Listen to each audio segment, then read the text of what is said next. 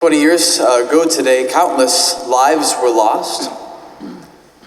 Countless hearts were broken. Countless heroes were made. 20 years ago today, our country experienced an attack that's changed us, our perspective of the world, our deeper appreciation for the sanctity and beauty of human life. I want to share just a few words from Pope St. John Paul II, words that he spoke on September 12th, 2001. Yesterday was a dark day in the history of humanity, a terrible affront to human dignity. After receiving the news, I followed with intense concern the developing situation with heartfelt prayers to the Lord. How is it possible to commit such acts of savage cruelty? The human heart has depths from which schemes of unheard of ferocity sometimes emerge, capable of destroying in a moment the normal daily life of a people. But faith comes to our aid at these times when words seem to fail. Christ's word is the only one that can give a response to the questions which trouble our spirit. Even if forces of darkness appear to prevail, those who believe in God know that evil and death do not have the final say. Christian hope is based on this truth. At this time, our prayerful trust draws strength from it. While the Pope had a real ever tenderness, to the gravity of the situation, and this little beginning of his statement, he said something that he nonetheless proclaimed something that was true, that evil and death and darkness do not have the final say, even when they appear to be horrifically overwhelming.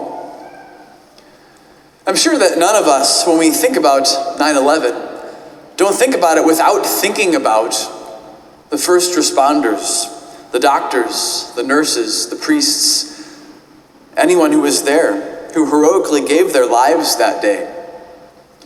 That yes, certainly we think of the violence, we think of the darkness, but we don't often dwell there. We remain on what was true of the great heroic and sacrificial witness that so many gave, that endures to this day.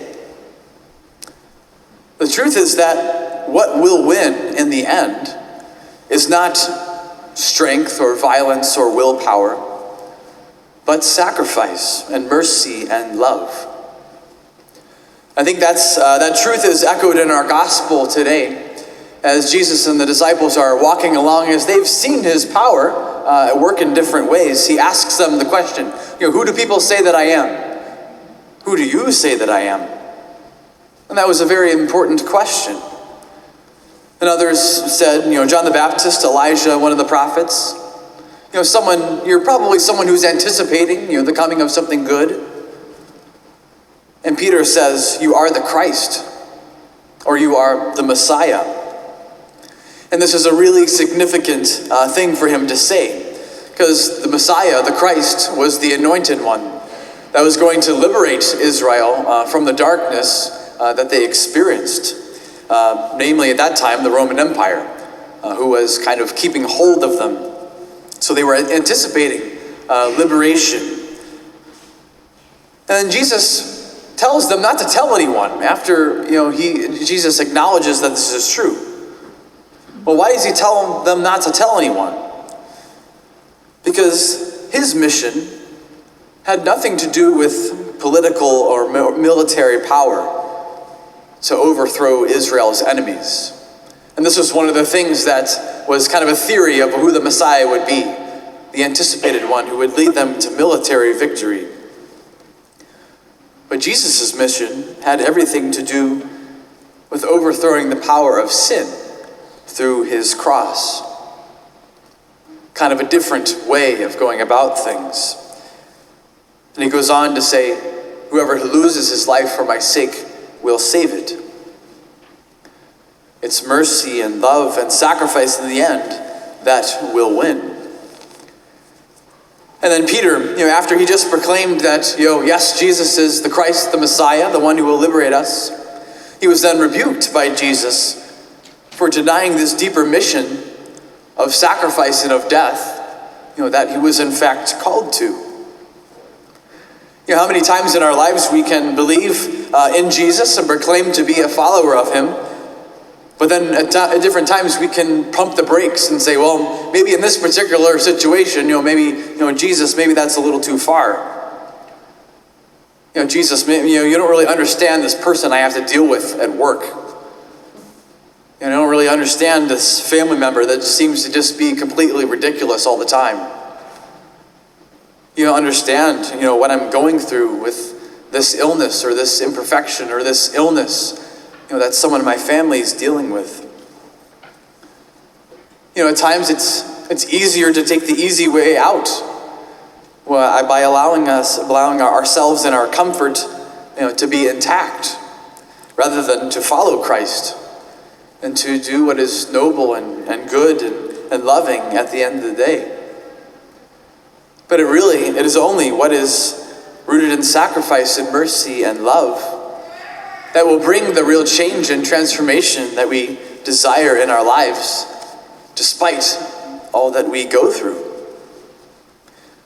And we know that Jesus was a Savior, was a Messiah, that didn't just talk about things, but he did live it on the cross for us. That it wasn't the sword, but it was the cross that was his weapon against the darkness. And the resurrection, which came from the cross, ultimately was the final say.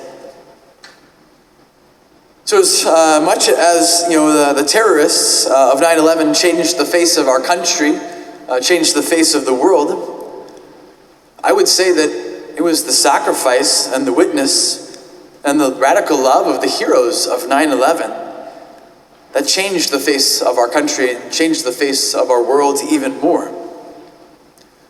The heart-wrenching legacies, the inspiring examples that live on in the lives and hearts of so many families and communities still live on to this day.